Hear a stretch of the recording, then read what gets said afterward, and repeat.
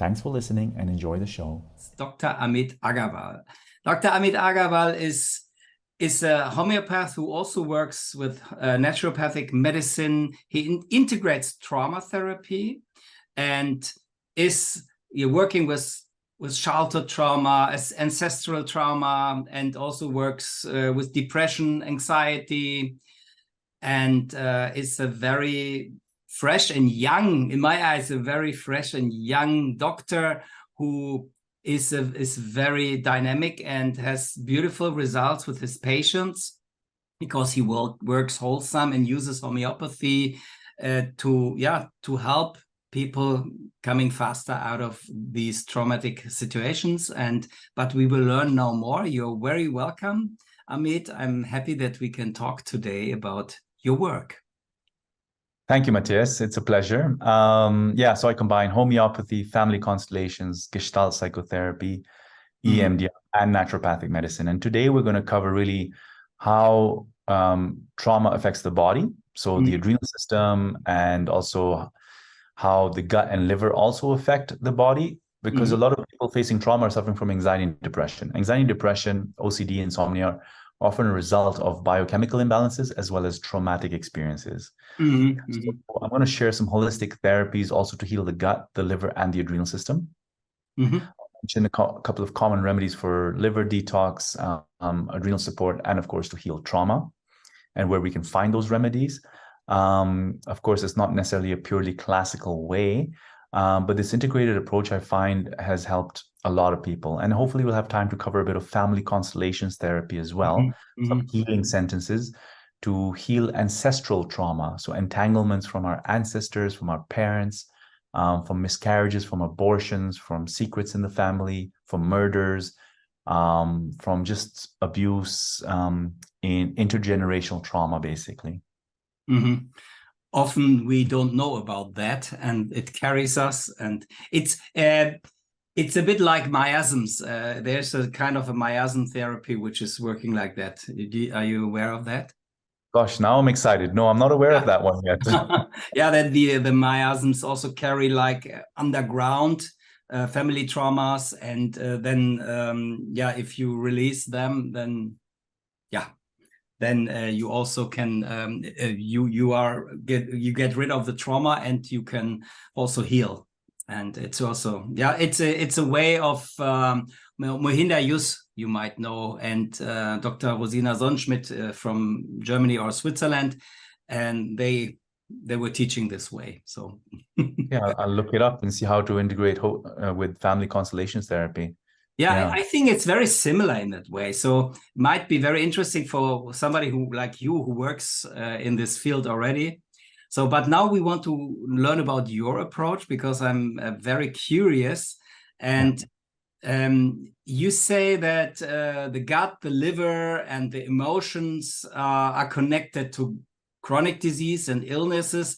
And what has that also to do with traumatic situations? Okay. So I'm going to go through this quite fast because of time, but if you're lost, I've put free videos on my website, which you have there, right? Okay. Which will cover gut healing, liver healing, adrenal support, and emotional healing techniques as well.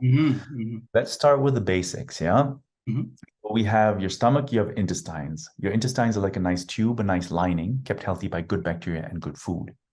Over time, with antibiotic use, a poor diet, too much alcohol, too much coffee, too much sugar, and just inflammatory foods such as gluten, dairy, etc. If you're sensitive to those foods, what happens is the good bacteria get killed off and the lining gets damaged in your intestines, right? And this damaged lining, then holes come into the intestines and toxins leak into your bloodstream, causing inflammation everywhere in your body, right? And that's the leading cause for asthma, eczema, arthritis, etc. This damaged intestine is often known as leaky gut syndrome. And imbalance of microbacteria, the bacteria in your gut, is often called a dysbiosis in your microbiome. All right, people to put things together. Now, most of your serotonin, GABA, etc., your neurotransmitters, is produced in your gut by the good bacteria. So when you kill these off and they're not thriving well enough because of poor diet, poor bile flow, I'll talk about liver health and importance of bile flow in the microbiome. Then what happens is you don't produce enough neurotransmitters. right? So already you're going into anxiety and depression. Then the chronic inflammation in your body then stresses your body, all your cells, to produce more cortisol. It also stresses your adrenal glands to produce more cortisol. So you go into a cortisol imbalance. And when you have a cortisol imbalance, that also suppresses serotonin, dopamine, GABA, melatonin, your neurotransmitters, for feeling good, for reducing anxiety, and improving sleep, right? So you can see the gut connection to mental health. Okay, I'm going to get to trauma, homeopathic remedies, etc. very soon. Let's now go to the liver, though. So the liver is the master organ. Yeah, it controls blood sugar regulation. It produces bile for digestion, helps with detoxification. It also balances your hormones. A lot of people think it's the ovaries and testes, but the liver plays a huge role in hormone metabolism. All right. So now we have all this inflammation, yeah, going to your liver, right? Your liver becomes inflamed, number one, because your whole body gets inflamed. Number two, inflammation creates toxins, extra toxins, which your liver has to deal with. Okay. Then obviously we're having a lot of other junk food, pesticides, chemicals from the environment, which are smashing your liver on a daily basis. So your liver becomes, in Chinese medicine, we call it liver stagnation, liver qi stagnation, yeah, liver toxicity. When we have liver toxicity, and 90% of the population, world's population, has liver toxicity, the liver becomes stagnant, produces less bile, number one. When it produces less bile, we get more gas, bloating, constipation. Right?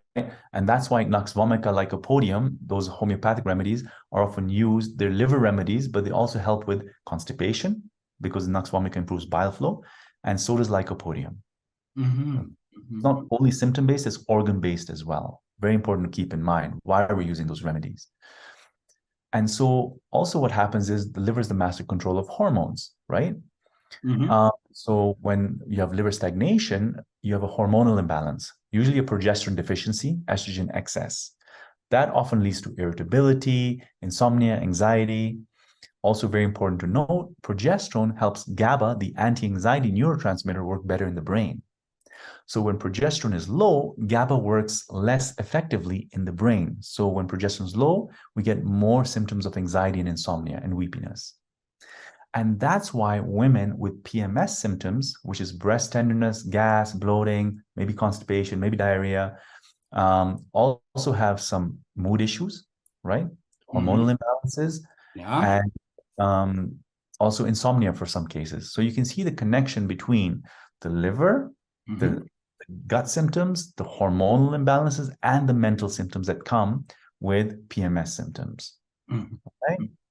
And in Chinese medicine, it's known as, hormonal imbalances due to liver qi stagnation. Very common. And the mistake most people make is they focus only on hormonal remedies. Yes, of course, sepia is great. Chondrosynthesis, all these hormonal remedies are excellent. But you got to also work on reducing inflammation by healing the gut and removing inflammatory foods, detoxifying the liver with the remedies I cover in my online course. I cover a lot of remedies in there, and of course, gut healing protocols as well. Okay. And then look at also hormonal remedies. Okay. You got to heal the pillars of health. All right. And remember also so the other way this relates to mental health is when you have less bile flow, right? Your microbiome, the gut bacteria, will be less healthy. And you'll have more inflammatory damage in your gut because things are not flowing well. You're not digesting food well because bile acids are important to break down fats and improve with digestion and activate your enzymes. So if these activations do not happen, you're going to have poor digestion, so more damage to your gut, so more leaky gut syndrome, more chronic inflammation, and therefore more neurotransmitter imbalance. Okay.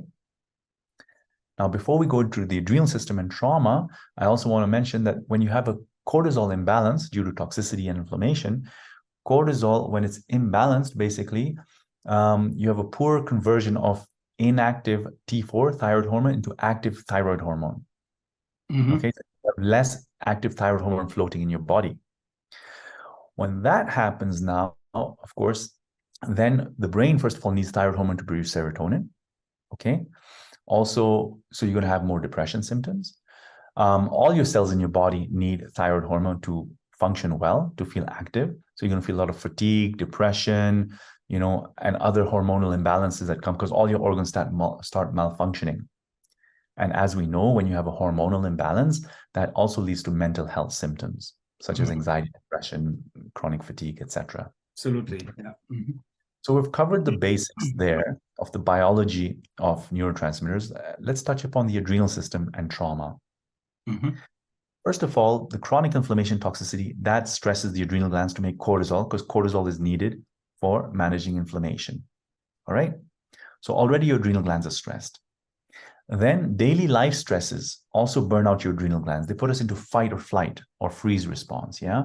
So your adrenal glands have to make adrenaline and cortisol to manage all this information and overwhelm, right? So this already starts to burn out your adrenal system, causing a cortisol imbalance and therefore neurotransmitter imbalance. And also hormonal imbalances happen when we have poor adrenal function, okay? Now, the other thing, very important, this is where trauma comes in. Childhood trauma, adulthood trauma, all these things basically get stored in your nervous system, as well as ancestral trauma.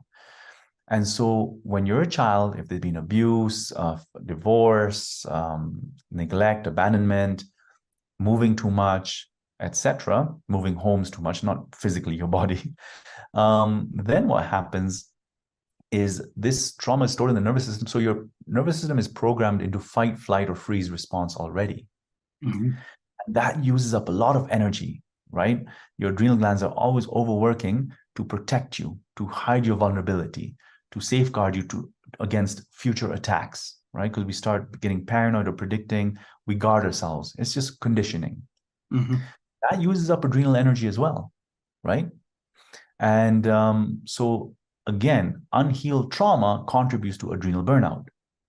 And then when you become stressed as an adult, or you experience something a bit scary, all those childhood wounds are re-triggered. So somebody who's more traumatized during childhood has a higher adrenal response, a higher fight, flight, or freeze response than somebody who hasn't been traumatized too much, right? And therefore, that will throw off your neurotransmitters even more as an adult when you have unhealed trauma as a child, or even unhealed trauma since adulthood. So that's why it's super important to release trauma from the body, from the mind. Yeah. Mind and from the cells probably as well. From the cells, absolutely. From the cells, because trauma basically affects your mitochondria and ATP production. Yeah. It changes, your DNA changes. Right. And they've done studies on that, where descendants of people who from the Holocaust or from 9/11, etc., their physiology is different. And I'll explain why shortly when we talk about ancestral trauma and family constellation. Going back to healing trauma, so I'll use Gestalt therapy, EMDR, family constellations. So we do retreats around the world in different places, especially in Africa, where people come for safari and yoga and then trauma healing. And that's where we go really deep into trauma healing, yeah, using very safe, supportive methods.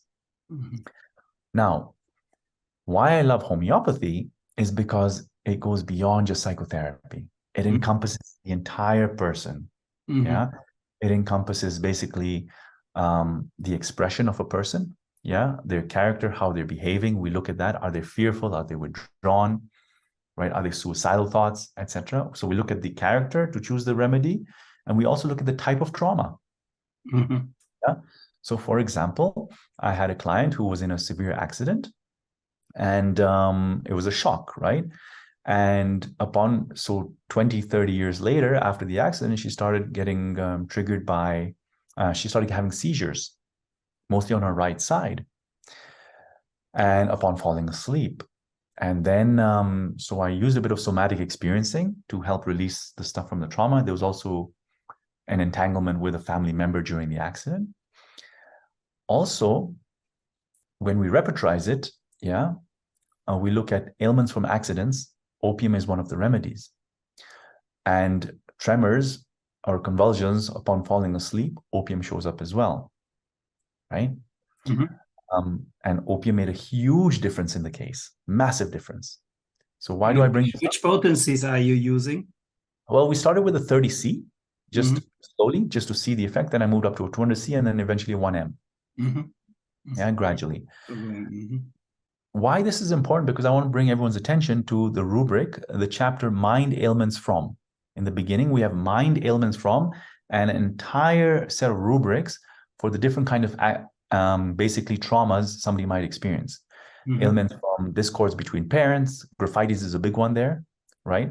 I've used graphites for somebody who had chronic constipation, where Nux vomica, the typical gut remedies didn't work, but she had a history of parents fighting a lot as well. And graphites work beautifully there. You have ailments from sexual abuse, ailments from financial loss, ailments from betrayal, ailments from death of a loved one, you know. So maybe it might be aurum, where there's a lot of guilt, sense of regret, suicidal thoughts, or maybe natrum muriaticum, where there's this withdrawal, nostalgia, sensitivity to music, or resentment of a person who's disappointed them, right? So we look at the mind ailments from rubrics and all the remedies there, and of course we combine it with the characteristic expression of a person. But sometimes we, for the beginning homeopaths, we don't know how to characterize everything. So this is a great way into the person's case and looking at mind ailments from. You get a bunch of remedies, seeing which one fits the best. Okay, very powerful technique. And so when you release trauma from the body, then that helps reset the adrenal response, the fight, flight, or freeze response. Yeah, the nervous system calms down, right? The thing is, it's exhausted though, from chronic stress, from fighting, cortisol issues, inflammatory issues. So we also need to rebuild the adrenal system.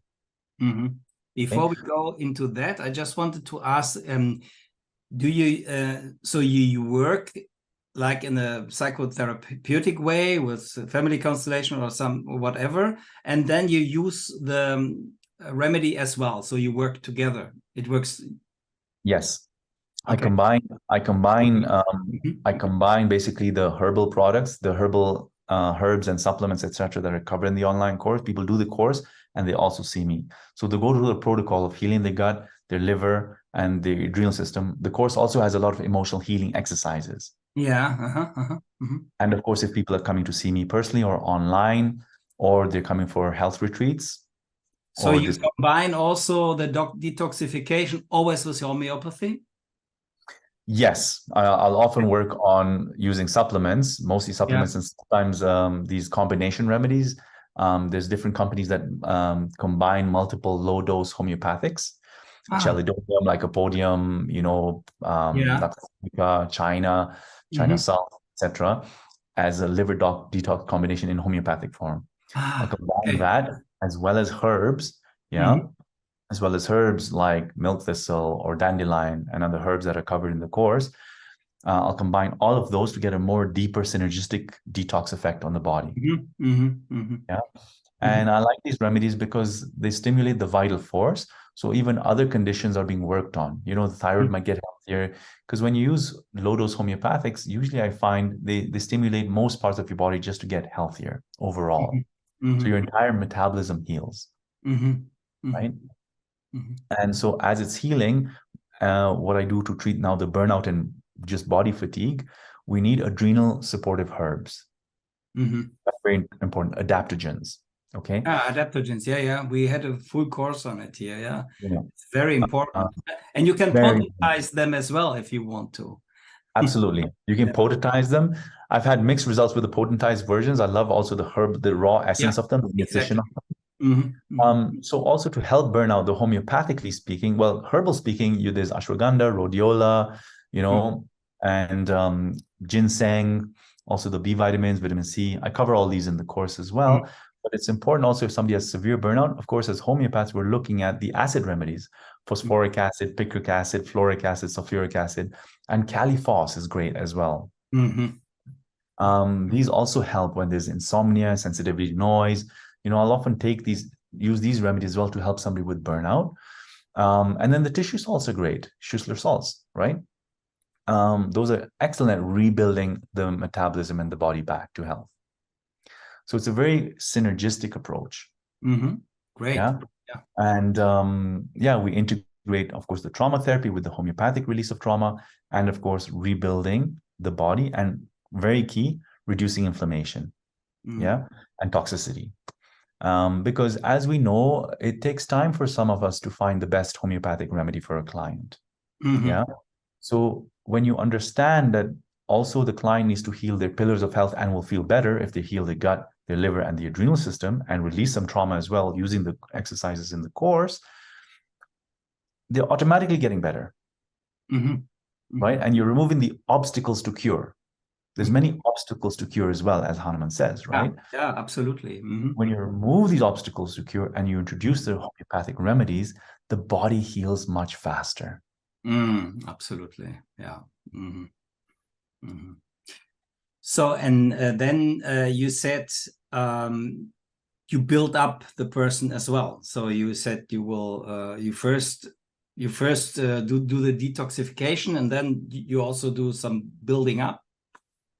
That's, yeah, it happens simultaneously. So yes, the gut, you want to reduce inflammation first by healing the gut using the remedies I cover, and then detoxifying the liver. And if they're really burnt out, the adrenal system, then I'll introduce the adaptogens. It's very inflamed and very constipated. I usually wait till they're less inflamed and toxic to rebuild the adaptogen before introducing the adaptogens. Otherwise, there's too much heat in the system. It creates too much heat and aggravation. So all along the way, I'm using herbal remedies, a change in diet, foods, some homeopathic remedies as well to stimulate the organ systems, and of course, constitution sometimes, oftentimes as well. Remedies to heal trauma if there has been trauma in the past, to release those layers, right? Because those layers are stored in our energetic body, right? And yes, psychotherapy can work in peeling layer by layer, but homeopathy just goes deeper and faster and just goes, clears a lot in one go. Yeah, is it different? Is it different if you use it with people from Africa than Western people? Is there a difference in response? Well, in Africa, I just find people respond a lot faster to homeopathy for some reason. What I always hear. Yeah, it's bizarre. And maybe their vitality, their vital force is much there. They're less in their minds and, compensated by, because, what we're fed media-wise, society-wise, our belief systems are also micro-traumas in a way. They compensate our response to life, right? Because if you have negative thinking, if you have a lot of shoulds and controlled ways of behavior, that contracts the vital force. And those also need to be released. So maybe there's less of that contraction happening here in Africa. I'm not sure. Maybe it's our development trauma, right? Yes, absolutely. Development trauma. So that society we are brought up in affects us, and we are not aware of it because we think that's the way it is. Yeah, we normalize it. Absolutely. Yeah, we normalize the behavior patterns which actually restrict us, tighten us. Absolutely. Yeah, absolutely. I mean, there's more joy out here. Sometimes you see. I'm not saying always. There's always joy and more joy in Africa, but in many societies, seriousness is a condition.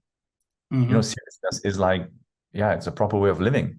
Where did we get seriousness from? Like, why is that even in our behavior?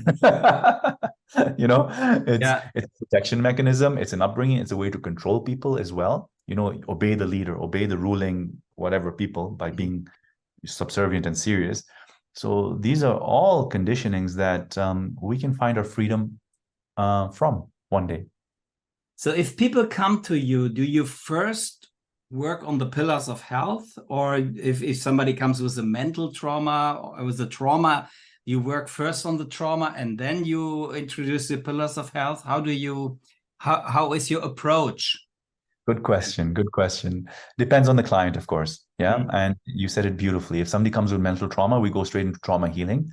Using the Gestalt, family constellations, which we're going to talk about just now, and the homeopathic remedies.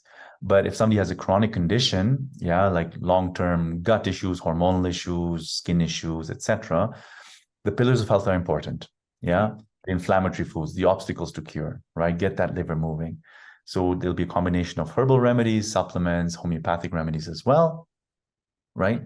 And then sometimes I'll do something called Bowen therapy or acupuncture, depending if it's needed. And of course, psychotherapy. And I will pick up intuitively right there. It's obvious sometimes where, like, I've had a lot of physical problems that come into the office, where intuitively I know it's from an ancestral trauma and entanglement. Maybe there's an aborted child has not been acknowledged, either your child or one of your parents' children. There's an affair, there's a murder in the family, there's a murder from the ancestors. You know, I can feel it's coming, something ancestrally, systemically.